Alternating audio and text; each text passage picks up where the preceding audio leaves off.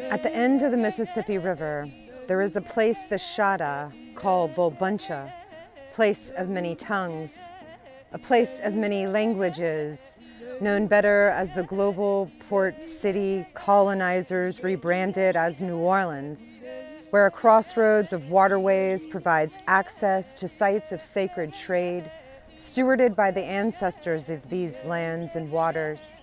Generations have been weathering discrimination, land grabs, hurricanes, oil spill disasters, and the catastrophic side effects of man's manipulations, flooding our ways of life. Our intertribal alliance, Okla Hina Ikhish Holo, People of the Sacred Medicine Trail, is working to reestablish old trade routes and networks, adapting and co-designing paths for tradeways for the future, ways to exchange medicine, food, and skills to support biodiversity and sovereignty. This is a really exciting project that is rising up like a shining light out of one of the most polluted areas in all of Turtle Island, of all of the United States, an area that has been called Cancer Alley because of how much fossil fuel pollution is in this part of the United States, and instead show a place of regeneration and healing led by Indigenous farmers who are building community, sharing stories of the land that are lifting up a very different vision of how we can move forward in this time of great transformation where we have a need to be able to live with each other in the land in a very different way. We believe that it is crucial for us to protect and reclaim our relationships with our sacred homelands and waters in order to restore the natural balance, so the intelligence of the system can be respected for our communities to survive in deep collaboration with the nature, like our grandmothers before us, preparing for the unknown by putting our hands in the ground and our hearts into the work needed to strengthen decentralized systems of support, from mutual aid to intentional investment in building circular economies. I think as we look at the multiple crises of the climate crisis and environmental degradation and colonization and environmental racism, that one of the most important things that we could be doing is to really support food sovereignty programs and food security,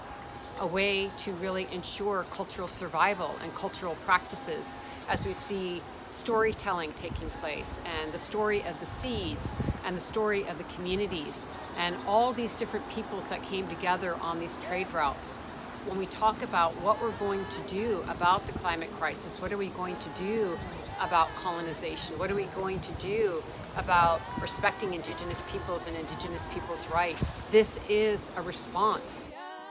Our gardeners are on a journey together, collectively learning and sharing skills, hosting workshops on a spectrum of topics, from composting to multimedia storytelling to medicine making, seed harvesting, and more.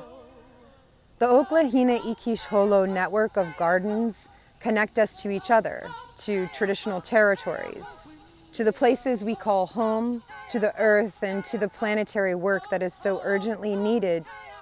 But we know the plants carry the lessons to help us face the intersectional toxic challenges of injustices tied to colonial practices, perpetuated by multinational petrochemical corporations fueling the climate crisis. We are Umma, Chahta, Osage, Lakota, Muskogee, Eastern Siouan, Sichungu Lakota, and Creole, femme and non-binary gardeners, seeding and growing and building across the Gulf South to defend and protect and to restore our lands and waters in the Mississippi River Delta and within the ancestral territories of the Chahta and Muskogee. And it's one of the ways that we begin to really honor the call from Indigenous peoples for land back, for rematriation of the land. And the dream of this project is a seventh generation project that will go on for many, many generations.